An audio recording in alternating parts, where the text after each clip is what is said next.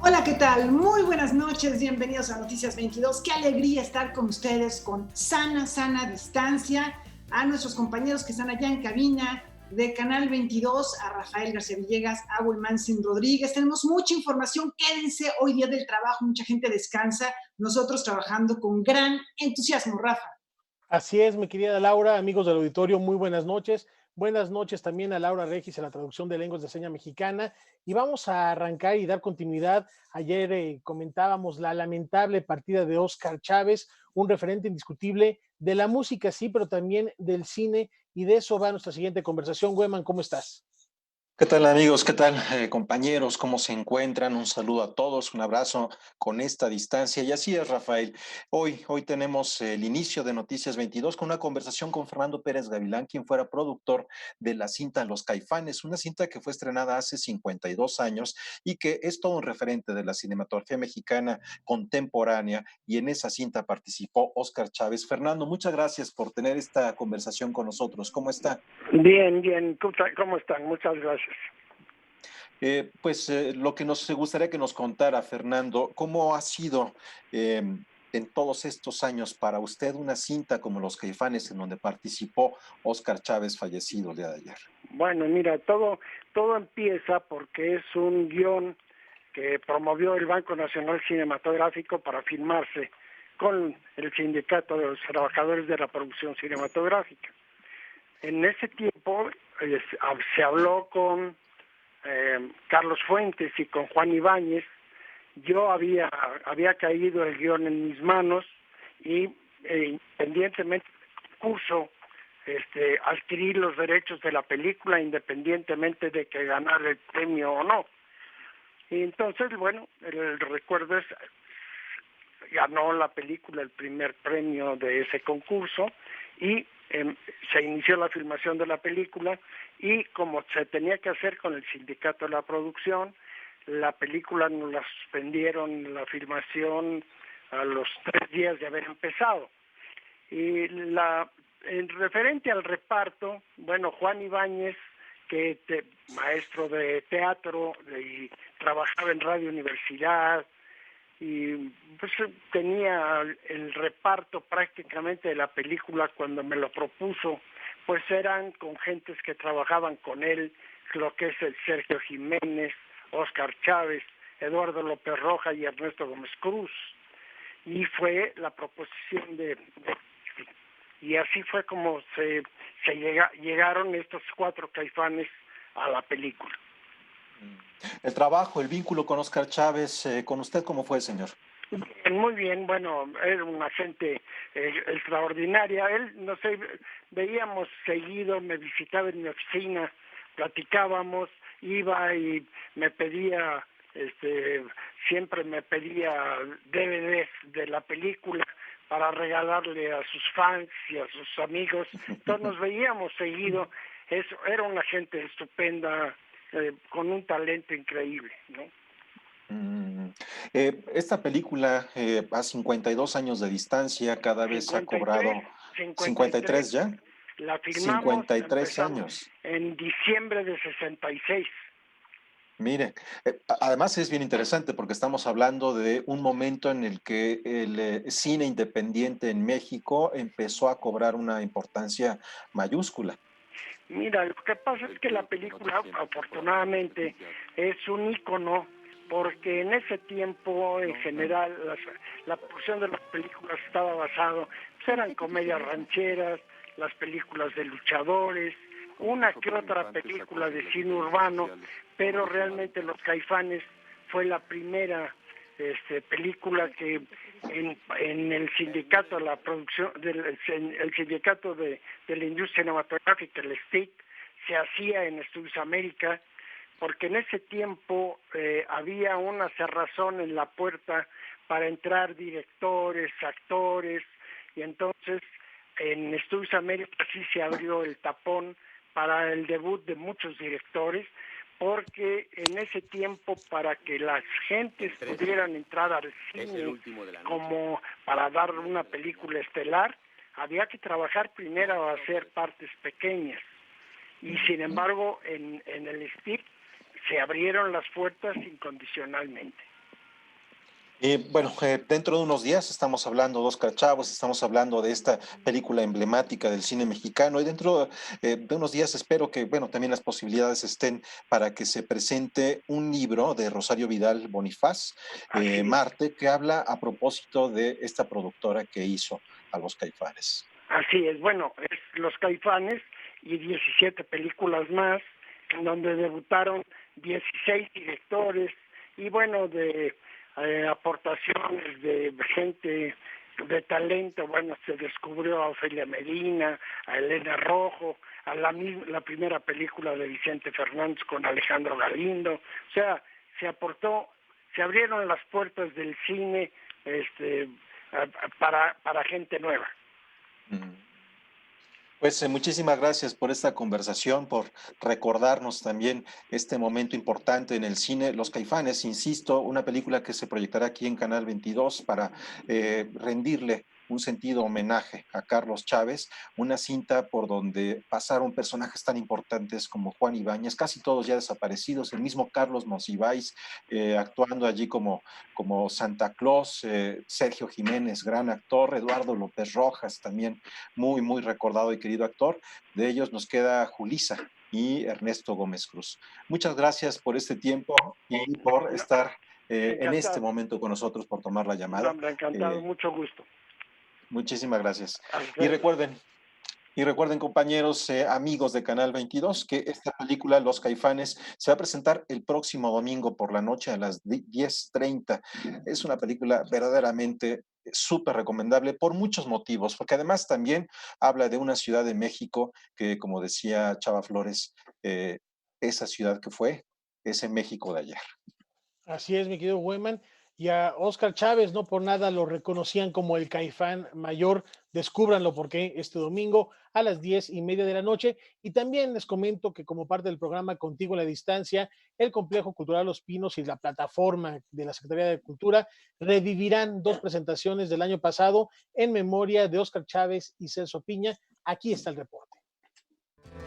México será más grande. El próximo domingo 3 de mayo a las 18 horas se retransmitirá el concierto que ofreció Óscar Chávez el 2 de octubre del año pasado, con motivo de la conmemoración de los 51 años de los trágicos hechos ocurridos en Tlatelolco.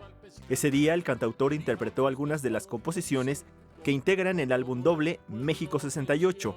En él narra diferentes momentos del movimiento estudiantil a través de canciones como El hijo del granadero, La llorona del estudiante y Décimas de Tlatelolco. En todas ellas, retrató los ideales del movimiento y la violenta opresión por parte del Estado. Para el viernes 15 de mayo a las 18 horas se retransmitirá el concierto Homenaje a Celso Piña. Grabado el 15 de septiembre del año pasado, este concierto contó con la participación de la Ronda Bogotá y la China Sonidera. Celso Piña fue pionero en la fusión de géneros, logró mezclar de manera exitosa sonidos de la región del norte como el sonidero, ska, reggae, hip hop y banda. A mediados de los 80s, el rebelde del acordeón cambió su estilo musical y comenzó a tocar música tropical. Entró de lleno a la cumbia mexicana, formando su propia agrupación llamada Celso Piña y su Ronda Bogotá. Ambos conciertos podrán disfrutarse a través de la plataforma Contigo en la Distancia, en el canal de YouTube del Complejo Cultural Los Pinos y la página de Facebook /lospinos.cultura. Noticias 22, Alberto Aranda.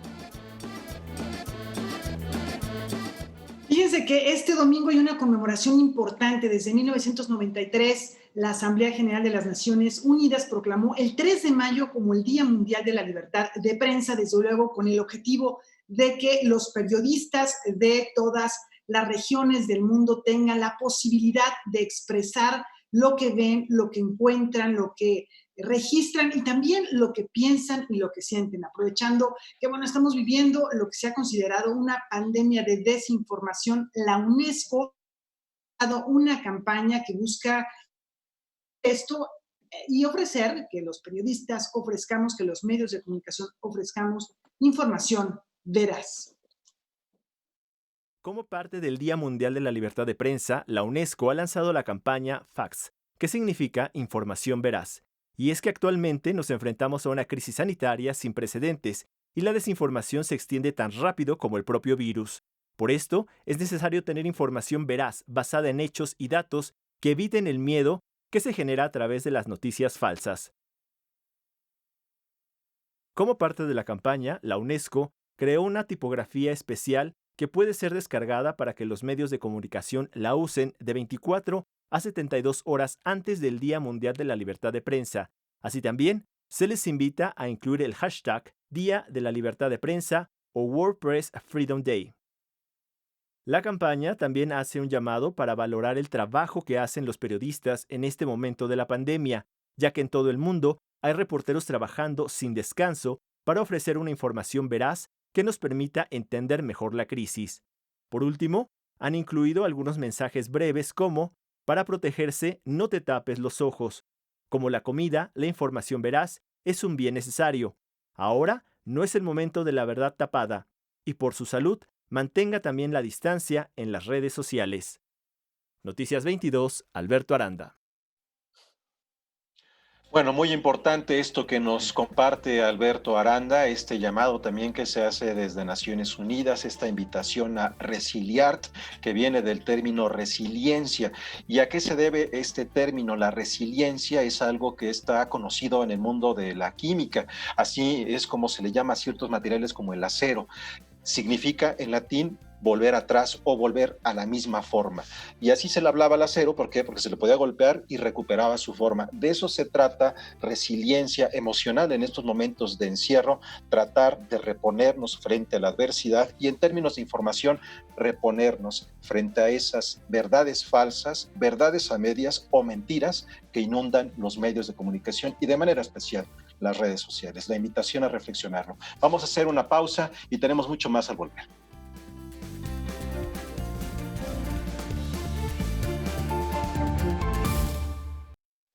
Ayer fue el Día Internacional del Jazz. ¿Cómo lo está celebrando el compositor, promotor de la música, baterista Adrián Oropesa? Bueno, pues con un regalo para todos sus fans que ahorita mismo se está presentando. Por si no se han inscrito todavía a sus redes sociales, no lo están siguiendo en estas plataformas, háganlo ya, porque es un regalo para viernes. Adrián, platícanos de qué se trata esta propuesta integrada por un cuarteto y que lleva por título Motion. Hola Laura, ¿cómo estás? Hola Rafa, hola Wemansin, muchas gracias por la invitación. Siempre es un honor para mí estar en el Canal 22, que siempre me ha abierto las puertas para hablar de mi música. Pues mira, estamos lanzando el primer sencillo del nuevo álbum, de mi nuevo álbum, y esta rola lleva por título Motion, ¿no? Motion, pues tiene varios significados, pero pues es la idea de movimiento constante, movimiento continuo, movimiento perpetuo, ¿no? La idea de cambio, de estarse transformando todo el tiempo. Y entonces, pues la industria de la música ha cambiado muchísimo y ahora los artistas independientes tenemos que adaptarnos a estos cambios. Y entonces no me voy a esperar a lanzar el disco completo, sino pues este primer sencillo que lleva por título Motion, y efectivamente ahora la formación que yo tenía originalmente, que era trío acústico, piano, contrabajo y batería, está cambiando. Sigue habiendo piano, por supuesto, porque es pues, un instrumento que me encanta, pero ahora tengo bajo eléctrico y añadí una voz. Y pues fue muy interesante el proceso porque pues invité a Iván Barrera, gran amigo, gran bajista, a ser el productor musical del disco, y él también toca tanto contrabajo como bajo eléctrico. Entonces decidimos que para este proyecto lo ideal era incluir el bajo eléctrico, y además yo tenía ya la inquietud, el deseo de incluir cantante, y entonces Iván me recomendó a una chica venezolana que tiene poco tiempo en México, se llama Mariela Betancourt, que tiene una voz increíble, la van a escuchar cuando tengan oportunidad de oír la pieza. Y en el piano, Daniel Vadillo, un joven talentosísimo en el piano, con un lenguaje contemporáneo que me encanta, y por eso lo invité. Entonces creo que el cuarteto quedó muy bien conformado. Adrián, yo le anunciaba a nuestro público que estás presentando esto también a distancia, con una sana distancia, pero con una gran cercanía. ¿Cómo estás reconvirtiendo tu propuesta? Tú ya tenías un programa para presentar este material y ahora tienes que reinventar la manera de distribuir tu música. ¿Cómo te pueden encontrar tus seguidores? Bueno, justamente el sencillo se estrenó hoy en Spotify y en todas las plataformas digitales que existen, Apple Music, Deezer, todas, pueden encontrar el sencillo ahí. Tengo mi perfil, acabo de crear un perfil que es Adrián Oropesa, si me buscan. También existe Adrián Oropesa Trío, que fue mi perfil de Spotify durante muchos años, pero ahora que pues cambiado esta nueva alineación en cuarteto ya no me funcionaba, entonces los fusioné. Entonces me pueden encontrar como Adrián Oropesa, ahí les va a aparecer el sencillo de Motion, les va a aparecer mi biografía, fotos y los enlaces, inclusive una playlist de todos mis discos, de todas mis grabaciones y de toda la música del trío y de los discos en donde he participado. Entonces, pues está en todas las plataformas digitales, en mis redes sociales también, en Instagram estoy como Adrián Oropesa 14, Adrián Oropesa 14, perdón. Estamos haciendo muchas transmisiones, mucha información, la estoy subiendo a Instagram, en mi Facebook, mi página de Facebook como Adrián Oropesa Jazz, mi página web www.adrianoropesa.com y en Twitter también como Adrián Oropesa. Entonces yo invito a la gente a que nos siga, a que me sigan en Spotify, que me sigan como artista y que escuchen sobre todo el sencillo. Yo creo que les va a encantar, es una propuesta, está padrísima el tema, me encanta, ¿no? El cambio es que la voz no está cantando una letra en sí, no está cantando letras, sino que he integrado la voz como un instrumento más, como si fuera una trompeta, un saxofón, una guitarra para que cante melodía y que improvise, ¿no? Entonces el tema yo creo que le va a encantar al público. Y bueno, yo creo que va muy bien lo que estás presentando con esta incorporación a las nuevas tecnologías, porque justamente estás entrando con el bajo eléctrico, tú has participado en muchos proyectos como el H3A al lado de Horacio Franco, con Aarón Cruz, contrabajista, presentaste Amaneceres también en 2015, que es un disco de arreglos para música mexicana, entonces esto es una vertiente, digamos, un tanto distinta de la que te hemos conocido. Has estado en Sadba, por ejemplo, también otro proyecto musical con tintes muy distintos y con la que grabaste por lo menos un par de discos, ¿no? En fin, creo que esta incorporación de nuevas tecnologías y de voz va muy bien con lo que actualmente estás haciendo. Claro, la verdad, sí, esa es la idea. Ahorita, eh, bueno, lo de las plataformas digitales lleva mucho tiempo, igual el lanzamiento de los sencillos. Es interesante porque fíjate que más allá de la tecnología, la idea de lanzar un sencillo también es poder acercarnos al público, que la gente conozca la historia de Motion, en este caso, cómo surgió, ¿no? Sabes que tengo una comunidad de fans que ellos le pusieron el nombre, ¿no? Entonces eso fue padrísimo para mí porque yo simplemente les toqué la pieza, les enseñé la interpretación y ellos pues se basaron en el escucha, en el sentir para contarme historias, para decirme qué sentían y salió el nombre de Motion, ¿no? Como esta idea de movimiento. Entonces es un poco, es muy padre, es como si fuera el tráiler de una película, ¿no? Que cuentas la historia, te acercas al público, causas emoción. Hicimos una serie de dinámicas antes del estreno y hoy ya está el estreno. En unos 15 días vamos a lanzar el video de Motion, de la experiencia en el estudio, para que la gente viva la experiencia. Inclusive en mis redes hay un mini documental, un making of, de la experiencia en el estudio de grabación, que es algo que la gente no está acostumbrada a ver. Y en un mes y medio, 2 meses, vamos a lanzar el siguiente sencillo y luego el siguiente sencillo. Así nos vamos a llevar todo el año. Entonces yo invito a la gente a que se acerquen conmigo, eh, que me den la oportunidad de contarles estas historias y que después se dejen llevar por la música y sobre todo en estos tiempos de confinamiento. Creo que el arte y la música son esenciales para sentirnos bien, tanto el público como nosotros los artistas, poder expresar quiénes somos. Pues muchísimas gracias, Adrián. ¿Cómo ven, compañeros? Rafa Güemán sin esto. También aquí ya, mira, mi gatita se quiso meter porque le llamó la atención la música. Creo que le gusta el jazz. El buen jazz y el que toca Adrián Oropesa lo es, y por mucho estaremos siguiéndonos y sumándonos a estas redes sociales y por supuesto muy al pendiente de los lanzamientos. Por lo pronto ya está este sencillo de Motion, el 15 el video, no se lo pierdan, un making of muy interesante y más adelante el resto del álbum. Gracias, Adrián, un fuerte abrazo y nosotros continuamos, Laurita Saludos. Webman, con más información. porque mañana tendremos la oportunidad de visitar, por supuesto, de manera virtual, las salas del Museo de Arte e Historia de Guanajuato, donde Javier Marín exhibe el claroscuro del ser humano.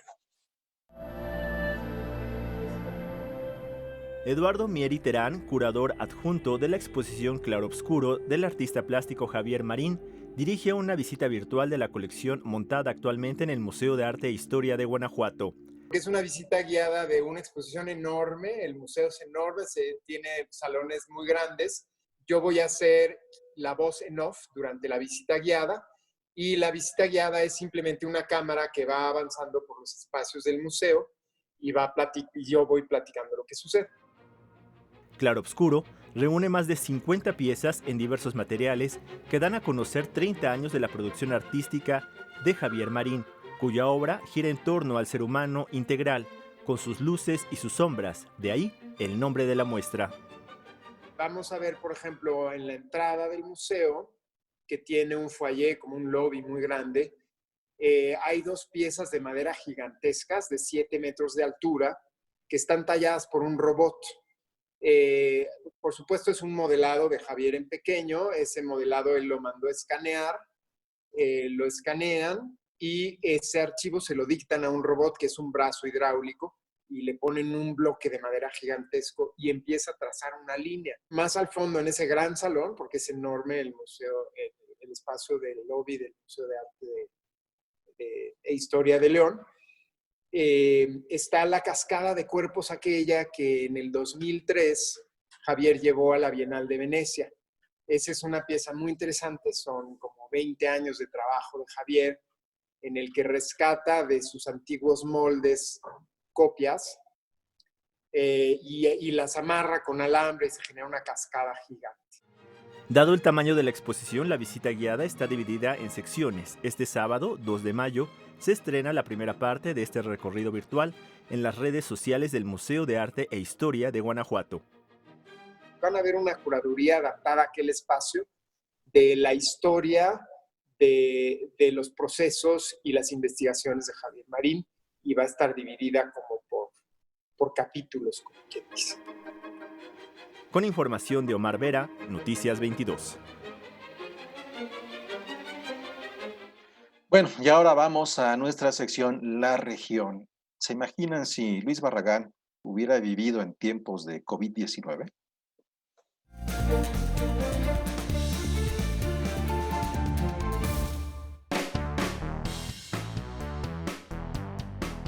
Diremos con ironía que Luis Barragán es nuestro mexicanísimo arquitecto, pues si bien reformuló la arquitectura mexicana para lograr un estilo mexicano internacional único y contemporáneo, que combinaba las formas de lo que él concebía como local y popular con las de otras latitudes, pensamos en la arquitectura mediterránea del norte de África o de la antigua España y en el funcionalismo, también es cierto que este deslumbrante y hermoso estilo tuvo su mayor encarnación en edificios privados, de gente acaudalada.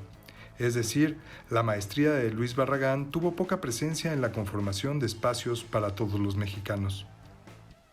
Es una lástima que los arquitectos actuales, que proyectan obras para el gran público, tengan cada vez menos arrestos para rebelarse ante los caprichos de los desarrolladores, quienes buscan construir edificios hormiguero con departamentos de 60 metros cuadrados, y exigir que haya espacios barraganianos también para quienes no son millonarios.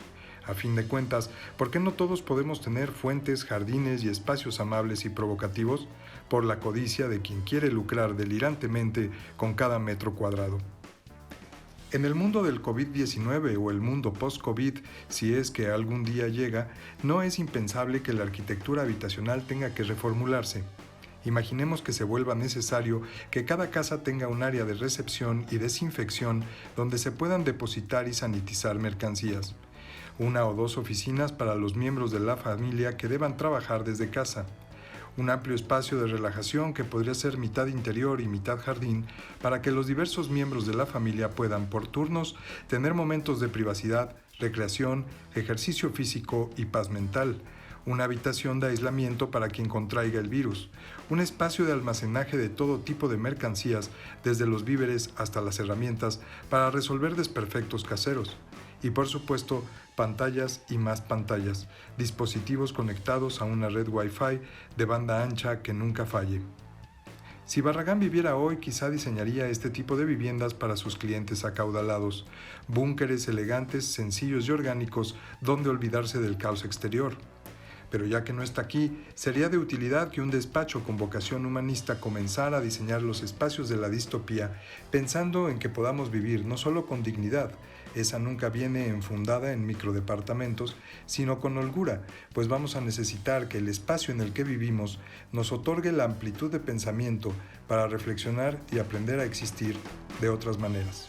Para Canal 22, Roberto Frías. Al terminar Noticias 22, el día de hoy, quédense con nosotros porque viene Debate 22 con Álvaro Cueva, que tiene a David Arrieta y Edson Zúñiga con un tema que hay que abordar, el humor en tiempos del coronavirus, el humor en tiempos de la pandemia. ¿Cómo lo tienen ustedes? ¿Buen humor? ¿Están de mal humor? Bueno, pues de esto se va a platicar ahora sí que en un ratito más. Quédense y a la distancia vamos a enterarnos de mucha información útil para toda la familia. Volvemos.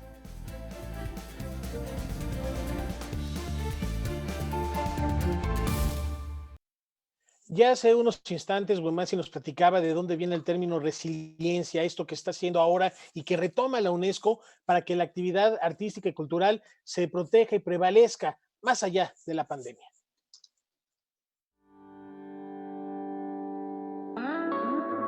Desde antes de la declaración de la pandemia por el COVID-19, el sector de la cultura del mundo se vio afectado. Más del 80% de los sitios Patrimonio Mundial de la UNESCO se han cerrado, amenazando los medios de vida de las comunidades locales y profesionales. Las instituciones e instalaciones culturales, artísticas y de entretenimiento pierden millones de ingresos cada día. Frente al COVID-19, de inmediato el sector cultural reaccionó y justamente es uno de los sectores que fue más impactado por la pandemia en toda su cadena de valor, la creación, la producción, la distribución, el acceso, y obviamente ha debilitado mucho la situación profesional de los artistas, del mundo cultural. Se cerraron muchos espacios culturales.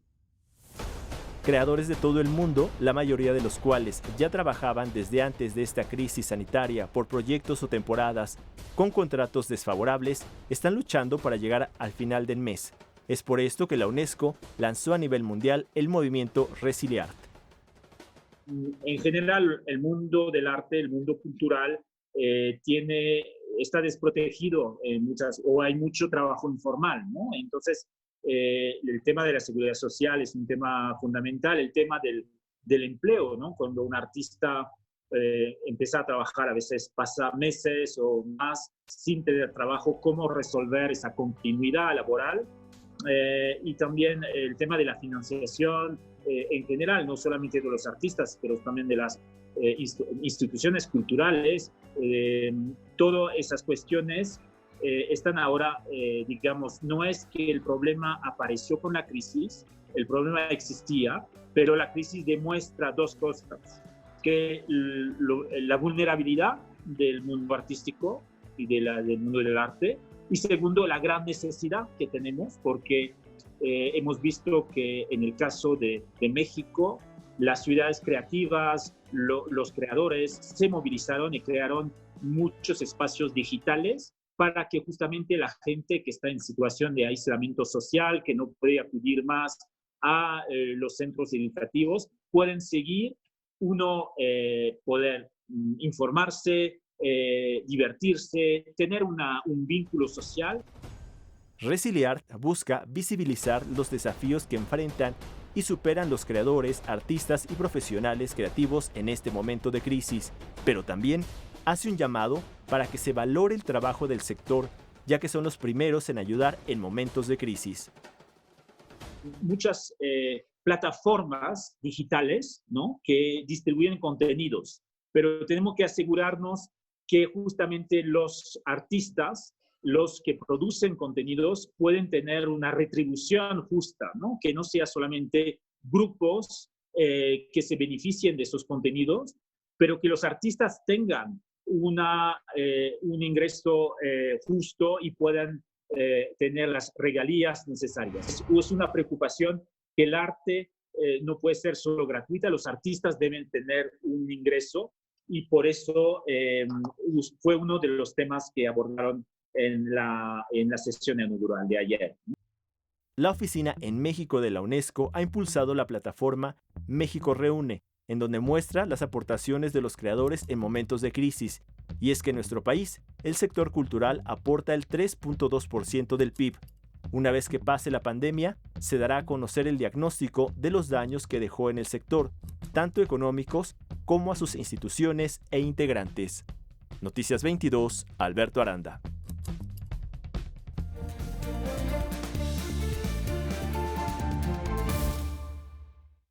Y es que ese 3.2% al que se refiere Alberto Aranda, que son datos oficiales, son observaciones directas y no transversales. Son diferentes elementos de economía que los invitamos a que nos echen un ojito a Noticias 22 Digital, en donde nos encontramos en este momento con una entrevista con Ernesto Piedras, economista, que nos hace un análisis de la aportación económica del sector cultural, de las industrias creativas y culturales a la economía mexicana, y mucho depende de la metodología y de la interpretación para llegar a ese número. El hecho es que el 3.2%, supongamos que es este momento o este número directo, pues no es poca cosa para la aportación del Producto Interno Bruto de un país como México. Tendremos otras entrevistas sobre este tema en Noticias 22 Digital en los siguientes días. Y bueno, es viernes de ciencia y ya está aquí Karen Rivera con Liminal. ¿Qué tal? Qué gusto saludarlos en Liminal, la ciencia en movimiento. Y bueno, pues hoy les voy a hablar de un tema importante. En febrero pasado se reunieron investigadores del Instituto Mexicano del Seguro Social, del Instituto Nacional de Enfermedades Respiratorias y del Instituto de Biotecnología de la UNAM. Su misión fue muy clara: secuenciar el genoma del SARS-CoV-2 en pacientes mexicanos. La importancia de esta investigación es fundamental para la toma de decisiones en el país. Hace apenas unos días se dieron a conocer los resultados y en esto consistió la investigación. Un grupo de científicos mexicanos de diferentes dependencias y liderados por el Instituto de Diagnóstico y Referencia Epidemiológicos secuenciaron el genoma del virus SARS-CoV-2 a partir de pacientes infectados en el país. Analizaron una muestra respiratoria del primer caso registrado y una selección de muestras de más de 30 infectados que se contagiaron posteriormente. Como resultado, obtuvieron los genomas completos de 17 virus. Pero, ¿qué significa esto? Vemos que en cada población hay una variante diferente. Digamos que cada persona que contiene el virus está generando variantes y variantes diferentes, y cuando llegan a otra persona podría seleccionarse otra variante o seguir la que mayoritariamente estaba en la persona que originalmente infectó o que fue infectada. Corroboramos que las cepas provienen de dos orígenes principalmente. El primer origen pues son cepas que son introducidas desde Europa y el segundo es cepas introducidas desde Estados Unidos. Y estas ya, estando en México, ya muestran diferencias, las cuales no se encuentran en ninguna otra parte del mundo. Recordemos que el genoma de un organismo es la información que lo integra y le dicta las funciones a realizar. A diferencia de los organismos con un código formado por las bases del ADN, las letras A, T, C y G, el SARS-CoV-2 es considerado un virus de genoma ARN, es decir, que en lugar de la T tendrá una U y está conformado por aproximadamente 30.000 de estas letras. Además, se considera un patógeno estable porque solo el 0.05% de las letras cambiarán o mutarán. En específico, genomas solo hay uno, el del SARS-CoV-2, y las variantes son aquellas que han publicado cada uno de los países en sus bases de datos de acuerdo con las secuencias que obtienen de su población. Cada uno de ellos tiene más o menos una identidad, o sea, se parecen. Cada una de esas letras es prácticamente idéntica en un 99.95%. Es que el virus no muta tan rápido, entonces las mutaciones que está curando son pocas, pero justo aquellas que vemos en las poblaciones son las que se seleccionan porque le confieren una ventaja, y esto es, por ejemplo, una mayor infectividad. Eventualmente, el desarrollo que se tiene a un mediano plazo es el de una vacuna, que hay trabajos en todo el mundo, pero seguramente empezarán a haber más en México. Hasta donde yo revisé ayer, había 3 proyectos registrados a nivel, o sea, en México para hacer vacunas, y la otra es fármacos, ¿no? O sea, y esta información genética te permite hacer un diseño más racional y enfocado a algunos blancos particulares que son exclusivos o son específicos de los virus que están circulando en el país. Con el financiamiento adecuado, los investigadores podrán secuenciar en este año hasta 250 genomas más, lo que permitirá también vigilar las mutaciones de este virus en el país, mismas que estarán asociadas con cambios en los síntomas y padecimientos de la enfermedad. Información fundamental para la toma de decisiones en beneficio de la población mexicana. Bueno, con estos datos se tendrá una visión más amplia de cómo se comporta la enfermedad, sobre todo en pacientes mexicanos, en la población mexicana, y a partir de ahí se podrán desarrollar diferentes tecnologías, como ya escuchábamos, fármacos o, por ejemplo, vacunas. ¿Qué les parece, queridos compañeros? Bueno, fascinante, una propuesta que urge y yo creo que es necesario en estos tiempos de contingencia estar teniendo en cuenta, y qué bueno que ya la comunidad científica mexicana se esté aplicando, porque también habrá que seguir el genoma para ver cómo reacciona ante las posibles alternativas para frenar esta epidemia. Muchas gracias, Karen. Hasta la próxima. Nos vemos el próximo viernes y tenemos más, Laurita. Sí, y la verdad, yo creo que muy bueno, muy recomendable. Resulta que el documentalista Everardo González, que nos tiene acostumbrados a grandes trabajos, ahora nos invita a recorrer 10 desiertos alrededor del mundo en su nueva producción, Yermo. Everardo González es uno de los documentalistas más importantes del cine mexicano. Su trabajo le ha dado la vuelta al mundo y ha puesto en alto el nombre de México. Hoy le da el espaldarazo a la versión digital de la gira de documentales Ambulante, donde estrena mundialmente su más reciente película, Yermo.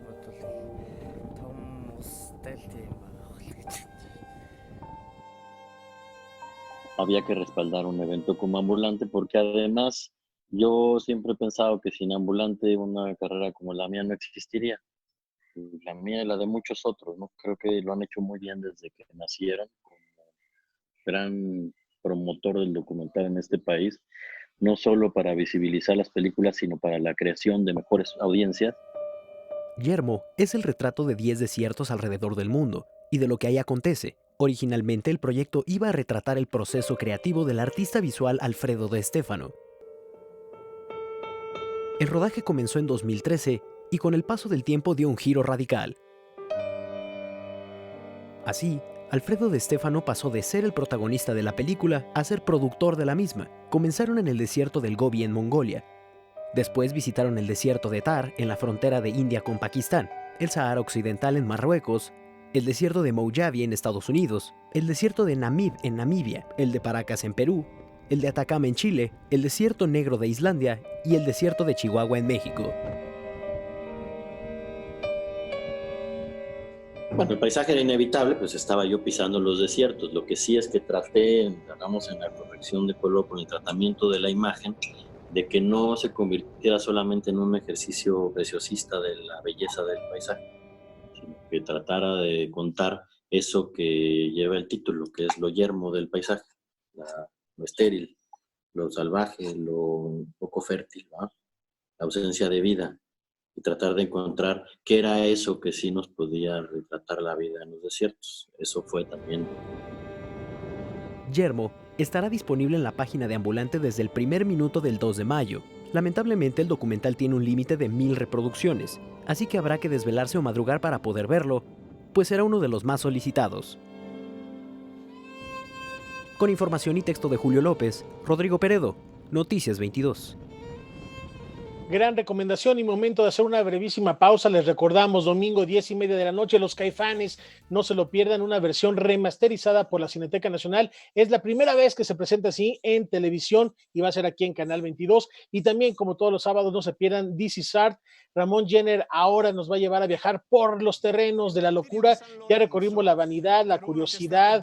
Han sido programas verdaderamente emocionantes. Las musas también lo han inspirado en este recorrido y ahora la locura estará presente este sábado. No se lo pierdan a las 9 de la noche en Canal 22. con todos los elementos necesarios.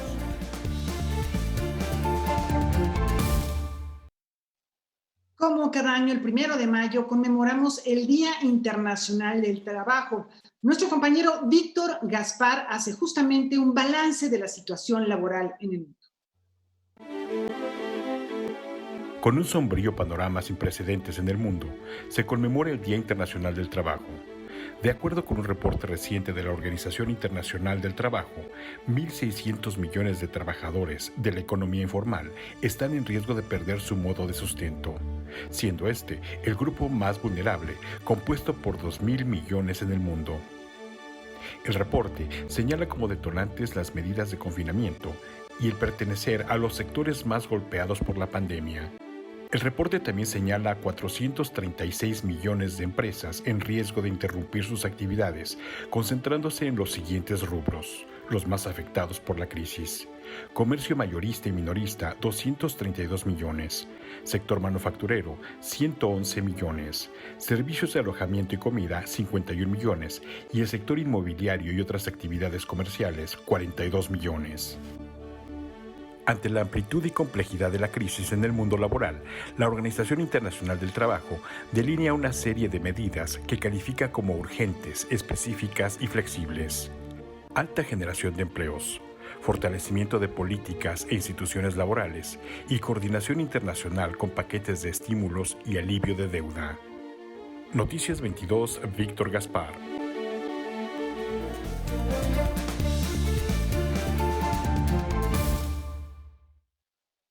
Buenas noches, colegas y amigos. Buenas noches a todos los técnicos allá. Y por supuesto, buenas noches a ustedes que nos acompañan viendo Noticias 22. Esto es Mirando Músicas del viernes. Y empiezo con la mención de las efemérides. Ayer, jueves, día en que no me tocó estar aquí, se conmemoraron dos hitos que son bastante generalizados. El Día del Niño y el Día Internacional del Jazz. Si me permiten empezar con una observación un tanto terrorista, me parece infinitamente más importante la conmemoración del Día Internacional del Jazz que la del Día del Niño. Otro día, si quieren, nos juntamos todos y discutimos por qué, pero es mi opinión. El caso es que estuve más o menos pendiente de algunas celebraciones interesantes que se dieron alrededor del mundo, todas ellas, por supuesto, a distancia, y una de las más notables me pareció la que organizó nuestro amigo Alain Derbez, que hizo una programación integral en Radio Educación de jazz todo el día, particularmente el jazz hecho por mujeres. Me parece que fue un proyecto bastante interesante del buen amigo Alain Derbez. Así que hoy voy a dedicar el espacio Mirando Músicas a hacer un par de reflexiones de jazz y ofrecerles un par de cosas de música. Quizá lo más importante que tendría que decir en el tiempo que me queda para el segmento de esta noche es que el jazz es una de las formas de los lenguajes de expresión musical más universales. Lo interesante del caso es que nació de una manera absolutamente localizada. Nació en la zona roja, en el barrio de Storyville, en Nueva Orleans, y muy específicamente entre la comunidad negra de Storyville. Y hoy en día el jazz es una expresión absolutamente universal. Se toca aquí, allá, acullá, en Timbuktu, en las Islas Malvinas, en Fiji, y en la cuarta luna de Júpiter. Así que se ha vuelto realmente una expresión absoluta y totalmente universal. Y hoy he elegido para ustedes, porque por alguna razón me da por seguir explorando música vocal con ustedes, un día de estos cambiaré de idea, ofrecerles algo de música de jazz vocal a través de uno de los pocos coros que de alguna manera se especializó en jazz, el grupo vocal de Swingle Singers, que fundó Ward Swingle en París en 1962, después se mudó él a Inglaterra y lo refundó en 1974 y hasta la fecha, por supuesto con integrantes nuevos, el grupo sigue cantando. Se hicieron famosísimos sobre todo con sus versiones de Juan Sebastián Jazz, que así se llamó su primer disco destacado. Vamos a escuchar cómo cantan en jazz los Swingle Singers el maravilloso Libertango de Astor Piazzolla.